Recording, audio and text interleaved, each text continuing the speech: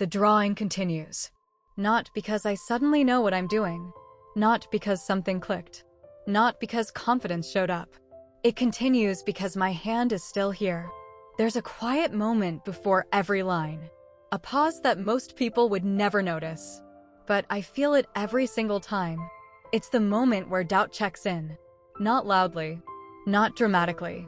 Just a small internal question. Do I still want to keep going? That question doesn't get answered with words. It never does. It gets answered with action. The pen lowers. The line begins. And once again, I'm inside the process.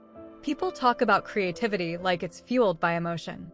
Like it runs on excitement, passion, or inspiration. But this part of creating runs on something else. Endurance. The kind of endurance you don't notice while you're building it. The kind you only recognize once it's already there. Right now, my body is doing most of the work. My shoulders are slightly tense from leaning forward too long. My neck feels stiff. My fingers adjust their grip without me thinking about it. These aren't distractions. They're part of the process. Creation doesn't happen in some ideal mental space. It happens inside real bodies, on real days, with real limits. I don't feel inspired. I keep saying that because it matters. There's no excitement pushing me forward. No rush. No internal voice telling me this will be worth it. What I feel instead is familiarity. The feeling of continuing even when the emotional reward is gone. The feeling of staying when leaving would be easier. Most people never see this part. They see finished work. They see results. They see something that looks intentional and clean. They don't see the long middle. The part where doubt becomes a quiet companion. The part where effort doesn't come with reassurance. The part where you show up without knowing why you still care. As the drawing grows, I notice how careful I've become. Not careful with the lines. Careful with myself.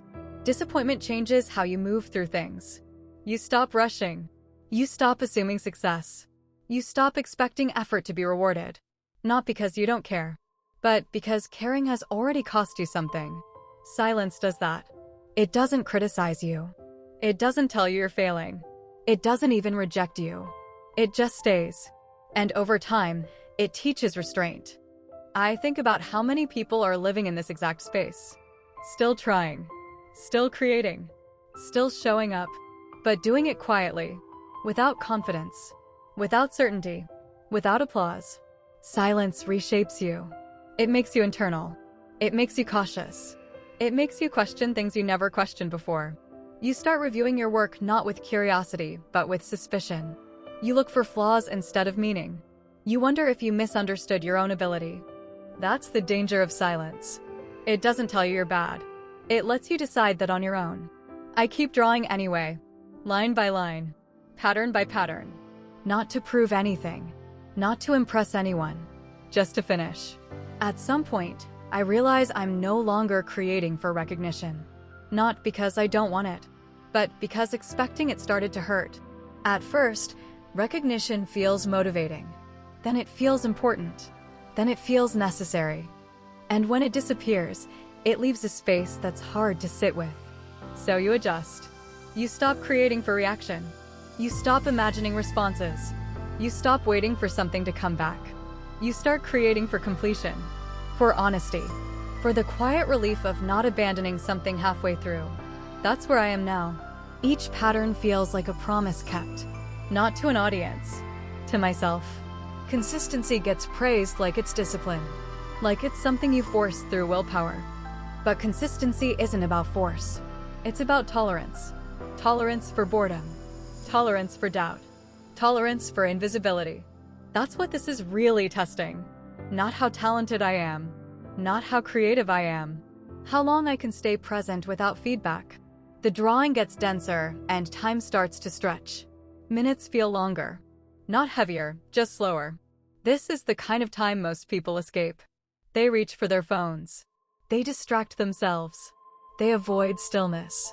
But drawing doesn't let you escape. It keeps you here, with your thoughts, with your body, with whatever shows up. Sometimes that's boredom. Sometimes that's comparison. Sometimes that's quiet sadness you didn't know you were carrying. I notice my breathing. It's slower now, not because I'm relaxed, Because repetition creates rhythm, and rhythm calms something deep inside the nervous system. That's another reason I keep drawing. It stabilizes me. When everything else feels uncertain, this gives me something predictable. I pause again, not stopping, resting. I stretch my fingers, roll my shoulders, shift in my seat. These small movements matter. They remind me that I'm human, that creating isn't separate from life. It happens inside it, inside tired bodies, inside distracted minds, inside days that don't feel special. And still, something gets made. That matters more than people think.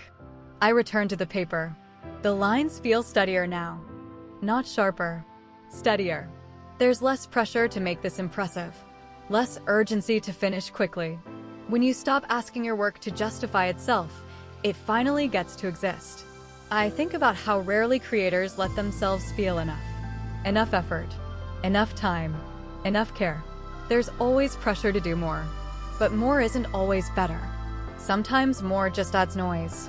This piece doesn't need noise. It needs completion. As I continue, my thoughts drift to ordinary things. Time, age. How quickly years pass when you're not paying attention. Creating slows that down. Minutes feel fuller here. I'm aware of myself in a way I'm not when I'm distracted. There's no noise to hide in. You sit with whatever shows up. That includes comparison. Thinking about others who move faster, who get noticed quicker, who seem to struggle less. I don't spiral into it, but it's there. Quiet, persistent. Comparison doesn't always hurt loudly. Sometimes it just makes you feel behind. Like you missed a step everyone else understood. But then I realized something. Speed and depth rarely live together. Fast creation often leaves pieces behind. This is slower. And slower means you feel everything. That's both a gift and a burden. Patience isn't a personality trait. It's learned. By staying when leaving would be easier. That's what this moment is. Training patience without applause. The patterns start to feel familiar now. Not boring. Grounded. Like walking a path you've walked many times before. There's comfort in that. Comfort doesn't mean excitement. It means stability. I pause again. Not because I'm tired. Because my body needs space. Rest isn't quitting. Rest allows continuation. Burnout doesn't come from effort. It comes from effort without permission to rest. This pause is part of the work. When I return, the drawing feels close to finished. Not visually, emotionally. There's a sense of closure forming. Not excitement. Resolution. Like nearing the end of a long conversation. You don't rush the last words. You choose them carefully. I slow down. Every line placed with intention. Not perfection. Intention. Imperfections appear. I leave them. Perfection erases evidence. Imperfection preserves time. This piece isn't better than my last one. It's more honest. Honesty feels like progress. The final patterns take shape. Completion isn't visual. It's internal. I place the last lines gently. No flourish. No statement. Just closure. The pen lifts. And this time, it doesn't return. I sit there, quietly. This drawing exists now. It holds patience, doubt, endurance, fatigue, care. It holds the decision to stay. Maybe no one else will ever know what it took to finish this. But I do, and that counts. I set the pen down, not with pride, with acceptance. This was enough. Still here, still human, still creating.